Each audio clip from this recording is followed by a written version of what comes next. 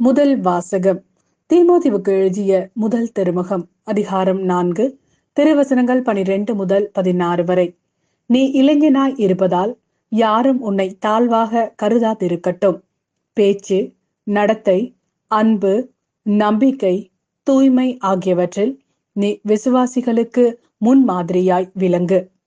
நான் வரும் வரை விசுவாசிகளுக்கு மறைநூலை படித்து காட்டுவதிலும் அறிவுரை வழங்குவதிலும் கற்பிப்பதிலும் கவனம் செலுத்து. இறைவாக்கு உரைத்து மூப்பர்கள் உன் மீது கைகளை வைத்து திருப்பணியில் அமர்த்திய போது உனக்கு அளிக்கப்பட்ட அருள்கொடையை குறித்து அக்கறையற்றவனாய் இராதே. இவை எல்லாவற்றிலும் கவனம் செலுத்து. இவைகளிலேயே ஈடுபட்டிரு. அப்பொழுது நீ அடைந்துள்ள வளர்ச்சி எல்லாருக்கும் தெளிவாகும். உன்னை பற்றியும் உன் போதனையை பற்றியும் கருத்தாய் இரு. அவைகளில் நிலைத்திரு. இவ்வாறு செய்தால் நீயும் மீட்படைவாய், உனக்கு செவி கொடுப்போரும் மீட்படைவர். இது ஆண்டவரின் நல்வாக்கு. இறைவா, உமக்கு நன்றி. லூக்கா எழுதிய நற்செய்தி. அதிகாரம் 7, திருவசனங்கள் 36 முதல் 50 வரை. பரிசேயருள் ஒருவர் இயேசுவை தம்மோடு உண்பதற்கு அழைத்திருந்தார்.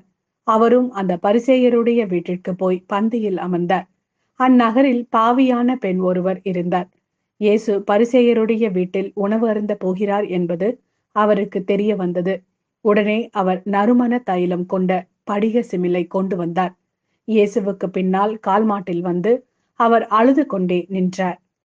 அவருடைய காலடிகளை தம் கண்ணீரால் நனைத்து தம் கூந்தலால் துடைத்து தொடர்ந்து முத்தமிட்டு அக்காலடிகளில் நறுமணம் தைலம் பூசினார்.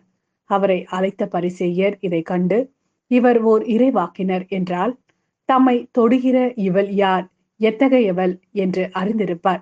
இவள் பாவியாயிற்றே என்று தமக்குள்ளே சொல்லிக் கொண்டார். இயேசு அவரை பார்த்து, சீமோனே, நான் உமக்கு ஒன்று சொல்ல வேண்டும் என்றார். அதற்கு அவர், போதகரே, சொல்லும் என்றார். அப்பொழுது அவர், கடன் கொடுப்பவர் ஒருவரிடம் ஒருவர் 500 தென்னாயிரமும் மற்றவர் 50 தென்னாயிரமுமாக இருவர் கடன்பட்டிருந்தனர்.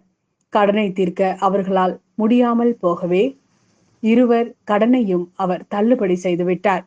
இவர்களுள் யார் அவரிடம் மிகுந்த அன்பு செலுத்துவார் என்று கேட்டார். சீமோன் மறுமொழியாக, அதிக கடனை யாருக்கு தள்ளுபடி செய்தாரோ அவரே என நினைக்கிறேன் என்றார். இயேசு அவரிடம், நீர் சொன்னது சரியே என்றார். பின்பு அப்பெண்ணின் பக்கம் அவர் திரும்பி சீமோனிடம், இவரை பார்த்தீரா? நான் உம்முடைய வீட்டிற்குள் வந்தபோது நீர் என் கால்களை கழுவ தண்ணீர் தரவில்லை. இவரோ தம் கண்ணீரால் என் காலடிகளை நனைத்து அவற்றை தமது கூந்தலால் துடைத்தார். நீர் எனக்கு முத்தம் கொடுக்கவில்லை. இவரோ நான் உள்ளே வந்தது முதல் என் காலடிகளை ஓயாமல் முத்தமிட்டு கொண்டே இருக்கிறார். நீர் எனது தலையில் எண்ணெய் பூசவில்லை. இவரோ என் காலடிகளில் நறுமணம் தைலம் பூசினார். ஆகவே நான் உமக்கு சொல்கிறேன், இவர் செய்த பல பாவங்கள் மன்னிக்கப்பட்டன, ஏனெனில் இவர் மிகுதியாக அன்பு கூர்ந்தார். குறைவாக மன்னிப்பு பெறுவோர் குறைவாக அன்பு செலுத்துவோர் ஆவர் என்றார். பின்பு அப்பெண்ணை பார்த்து, உம் பாவங்கள் மன்னிக்கப்பட்டன என்றார். பாவங்களையும் மன்னிக்கும் இவர் யார் என்று அவரோடு பந்தியில் அமர்ந்திருந்தவர்கள் தங்களுக்குள் சொல்லிக் கொண்டார்கள். இயேசு அப்பெண்ணை நோக்கி, உமது நம்பிக்கை உம்மை மீட்டது, அமைதியுடன் செல்க என்றார்.